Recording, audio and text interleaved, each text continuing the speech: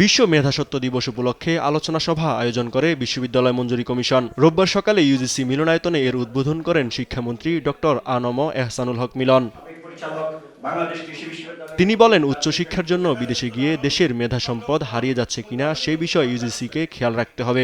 একই সঙ্গে বেকারত্ব দূর করতে পাবলিক বিশ্ববিদ্যালয়গুলোকে ইতিবাচক ভূমিকা রাখতে হবে।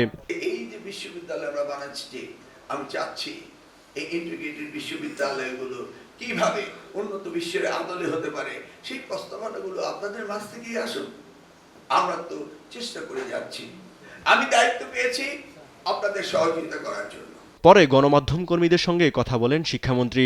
এ সময় প্রশ্ন পাশের বিষয়টি গুজব আখ্যা দিয়ে ব্যবস্থা নেওয়ার কথা জানান তিনি। আমাদের সকল চেষ্টা রয়েছে সুন্দর পরিবেশে সুন্দর পরীক্ষা নেওয়ার জন্য, এবং এই গুজবে না কান দেওয়ার জন্য আমরা অনুরোধ করছি। আমরাও সচেতন রয়েছি, আমরাও এগুলিকে দেখছি এবং আইনগত ব্যবস্থা আমরা নিচ্ছি।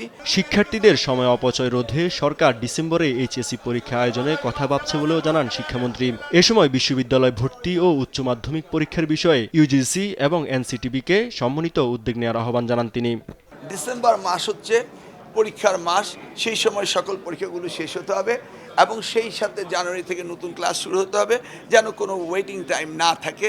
এইভাবে আমরা প্ল্যান করছি। ইউনিভার্সিটি এবং বোর্ড মিলে সমন্বিতভাবে এই ইন্টারমিডিয়েটের পরীক্ষার্থীদের তাদের যে একটা বিরাট গ্যাপ, এই গ্যাপটাকে সেশন জট যেটা হচ্ছে সেটাকে আমাদের আস্তে আস্তে গ্যাপ পূরণ করতেই হবে। প্রশ্ন পাশের গুজব ঠেকাতে সরকার সর্বোচ্চ সতর্ক অবস্থানে রয়েছে বলেও জানান শিক্ষামন্ত্রী। ইউসুফ ভূঁইয়া, দেশ টিভি, ঢাকা।